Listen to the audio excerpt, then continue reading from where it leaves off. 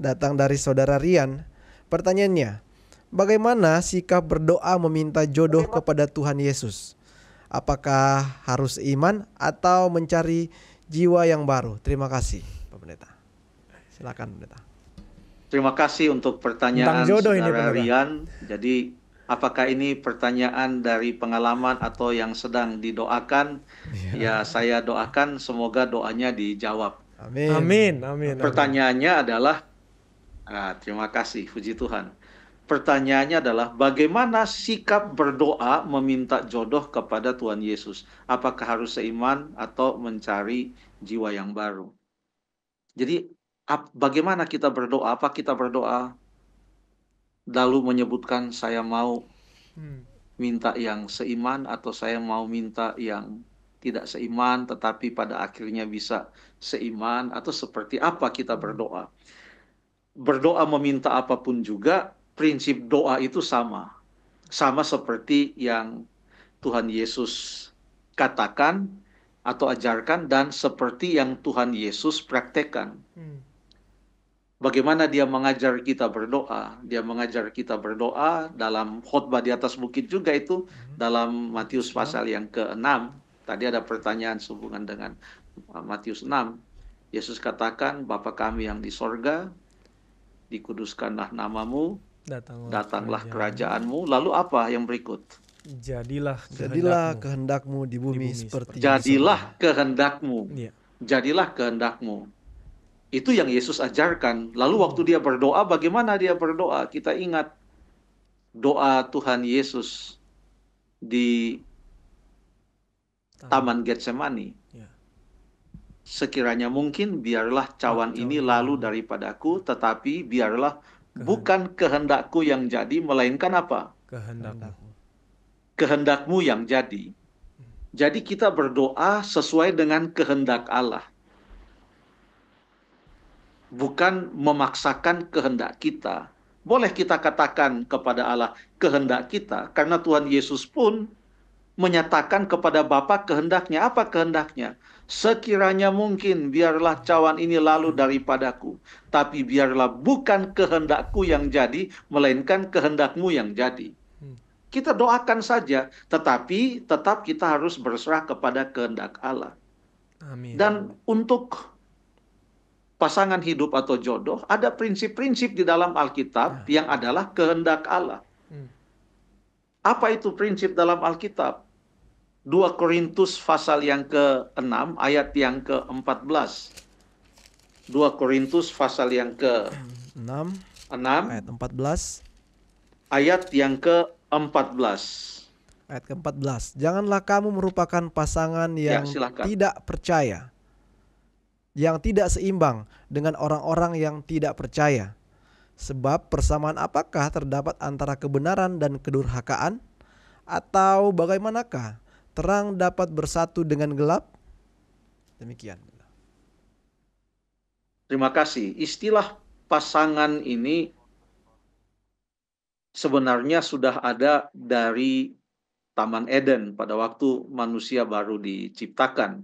Adam baru diciptakan. Kalau kita baca di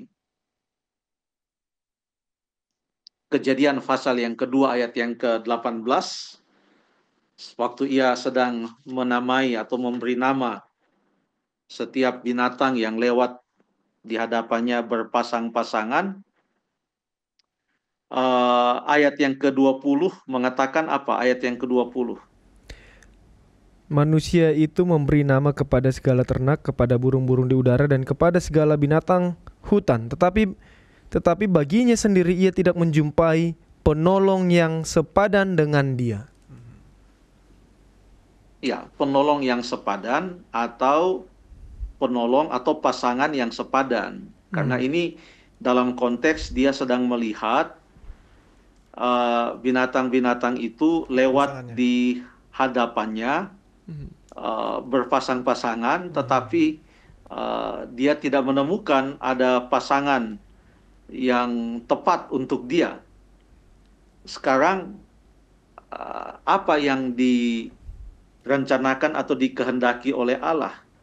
Ayat yang ke-18 tadi yang ditemukan oleh Adam, tetapi apa yang dikatakan oleh Allah? Ayat yang ke 18.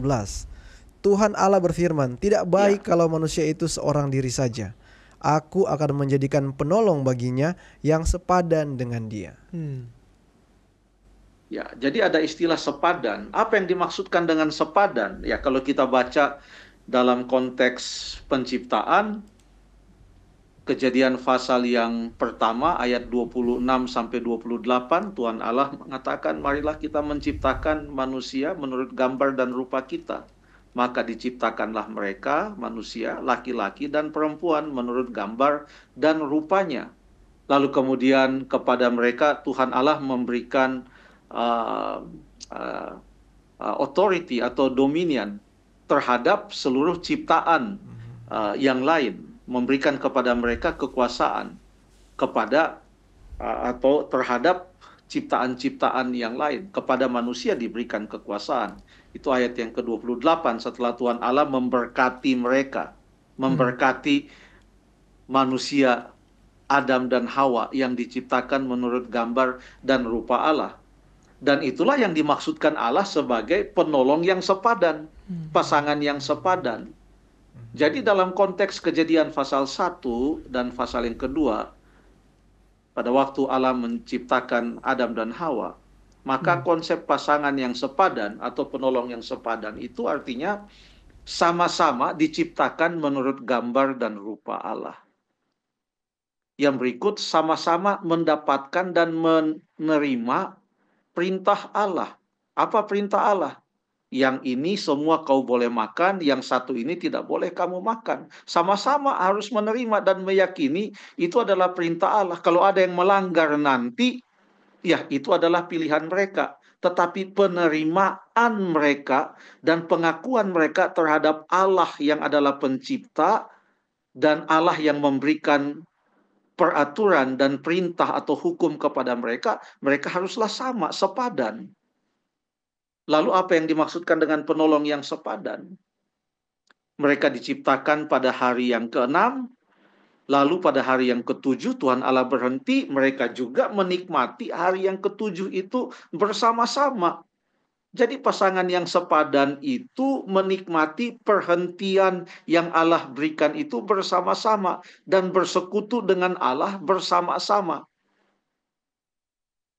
Mereka juga diberikan tugas untuk merawat taman itu, Kejadian 2 ayat yang ke-15.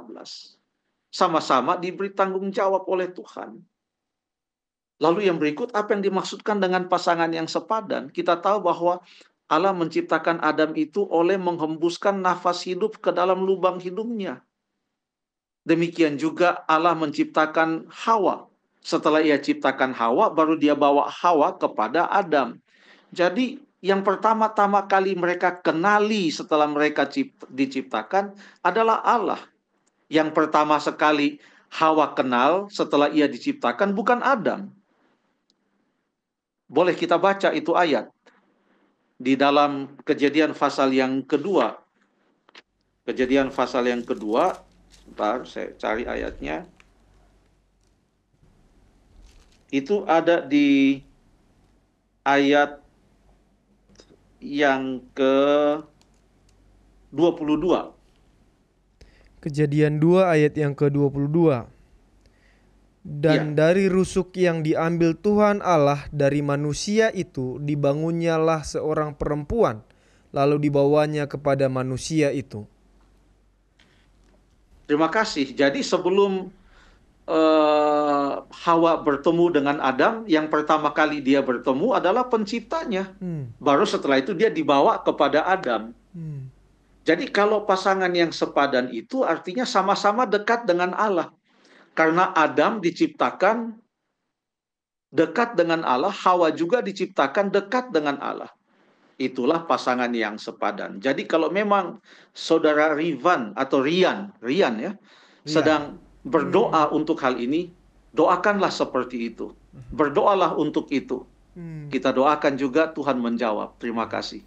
Amin. Terima kasih Pendeta. Ini saya juga baru ngeh tentang ayat ini yang terakhir kita baca, bahwa Tuhan yang membawa Hawa kepada Adam. Ya. Jadi Hawa bertemu dengan Allah terlebih dahulu. Ini hal yang luar biasa. Dan diberikan oleh Allah kepada Adam. Jadi ini pergumulan mungkin bagi teman-teman orang muda untuk mencari pasangan hidup. Kita dari Hope Channel Indonesia juga selalu mendoakan setiap permohonan, banyak ya permohonan doa terkait cari pasangan hidup. Iya, terkait jodoh.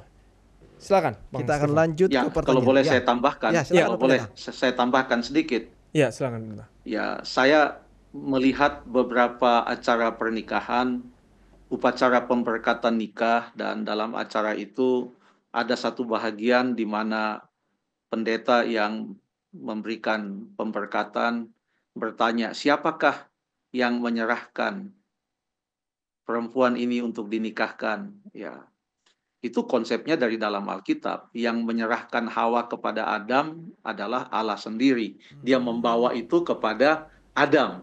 Kan demikian. Jadi supaya Adam tahu bahwa perempuan yang dibawa kepadanya ini adalah seorang perempuan yang dekat dengan Tuhan. Sama-sama dekat dengan Tuhan, sehingga mereka dijodohkan. Terima kasih.